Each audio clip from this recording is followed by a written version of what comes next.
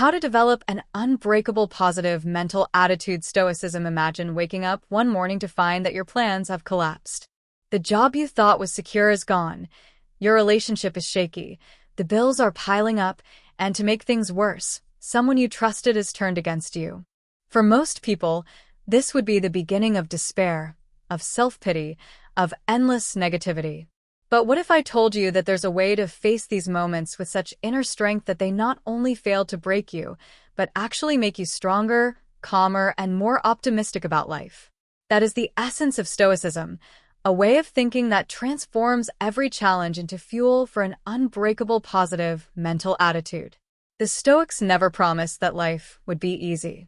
Marcus Aurelius, the Roman emperor, lived through wars, plague, betrayal, and personal loss, yet in his private writings, never meant to be published, he repeatedly returned to the same truth: the mind has the power to shape reality.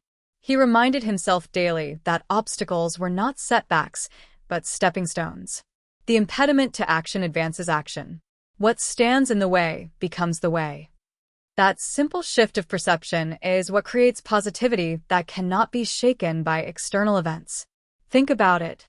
When something goes wrong, most of us react as though the universe has wronged us. We forget that we are not in control of circumstances, only of our responses. This is what Epictetus, who began life as a slave, taught so clearly. It's not what happens to you, but how you react to it that matters. That line is not motivational fluff. It is a radical truth. Epictetus lived with a crippled leg, with little freedom, and yet he became one of the freest minds in history because his attitude was unchained. He accepted reality fully but chose his interpretation. This is the first building block of an unbreakable positive attitude, to anchor happiness not in what the world gives you, but in what you choose to think and do. The Stoics even practiced a technique that might sound dark at first, but is actually deeply liberating. They called it premeditatio malorum, the premeditation of evils. Each day they imagined the worst: loss of wealth, loss of health, betrayal, even death. Seneca, the great Stoic philosopher, would often remind himself that everything he loved could be taken from him at any moment. Why would he do that? Because when you face your fears in advance, they lose their grip. You stop living in terror of what might happen, and you learn to appreciate what you still have right now. Think about the difference this makes. When you sip your morning coffee, instead of scrolling through your phone with distracted dissatisfaction, you pause and realize, one day, I may not have this, but today I do. Gratitude floods in. Fear loses its sting. And positivity is no longer fragile, it is grounded in reality. Seneca took it even further with voluntary discomfort. At times he would sleep on the floor, wear rough clothes, and eat the simplest food. He was one of the wealthiest men in Rome, yet he deliberately stepped into discomfort. Why? Because comfort is addictive, and when life inevitably strips it away, people collapse.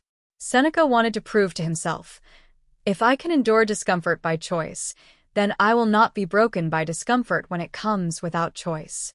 This practice builds a kind of hidden confidence, the confidence that you can survive with less, that you are tougher than you think. Imagine fasting for a day, walking instead of driving, or turning off your phone for 24 hours. These small acts toughen the spirit. They whisper to you, I don't need everything to go my way to remain calm, to remain positive. Marcus Aurelius often reminded himself that events are neutral. Rain is rain. Delay is delay. Betrayal is betrayal. It is we who slap labels on them, good or bad, fortune or misfortune. But if we shift our perception, we can see opportunity in every obstacle. You lose your job? It might be the chance to discover a new path, a hidden strength, a business you always dreamed of. You face betrayal? It is the moment to practice forgiveness, to understand human weakness, and to rise above bitterness. Even illness can become a teacher, revealing the value of health, teaching patience, sharpening gratitude for small mercies. The Stoics called this the discipline of perception, training the mind to reinterpret events so that nothing ever robs you of inner peace. And this is not theoretical. Picture fire. Throw it into it, and it burns hotter. Toss obstacles into the fire of a Stoic's mind, and they become fuel for strength. Negativity doesn't extinguish the flame. It feeds it. That is what it means to have an unbreakable positive attitude. You are like fire itself, consuming whatever life throws your way and growing brighter because of it. But how do you train this way of seeing? The Stoics left us daily practices. Each morning, Marcus Aurelius prepared himself by reminding, "Today I will meet with interference, ingratitude, insolence, disloyalty, ill will, and selfishness." He wasn't being pessimistic. He was inoculating his mind against disappointment. By expecting the worst, he was never shocked, never rattled. When the day's difficulties arrived, he was already prepared. At night, he would reflect, "What did I do well? Where did I fail? What lesson will I carry into tomorrow?" These reflections turned each day into training, each mistake into wisdom. You can practice the same. In the morning, remind yourself, "Today someone may insult me, today traffic may frustrate me, today plans may fall apart, but none of these things can touch my character." Then, in the evening, look back. Did I waste my energy on what I could not control, or did I stay true to myself? Slowly, your mind begins to detach from petty negativity and align with a deeper, calmer strength. Think of Epictetus again. He had every reason to be bitter. He was born into slavery, beaten, mocked, and stripped of freedom. And yet, he taught generations of students that freedom lies not in chains or crowns, but in the mind. Seneca, ordered to commit suicide by the emperor, chose to face death with dignity, reminding his friends in his final moments that philosophy had always prepared him for this.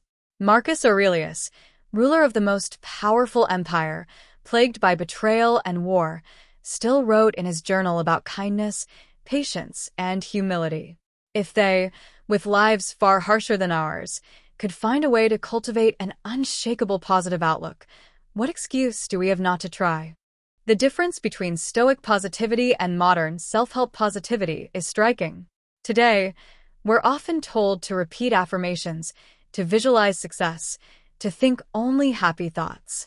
But the Stoics didn't build castles of positivity on thin air. They built it on bedrock. They accepted reality exactly as it was, stripped of illusions, and then chose their attitude. Their positivity wasn't fragile because it didn't depend on fantasy. It was unbreakable because it was rooted in truth. The secret is simple but profound.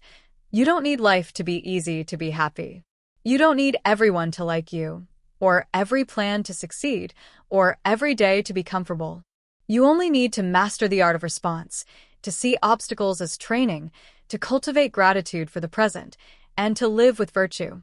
Do this, and life itself becomes your teacher, shaping you into someone who can smile in storms, who can rise when others fall, who can say with calm certainty, "Nothing can break me."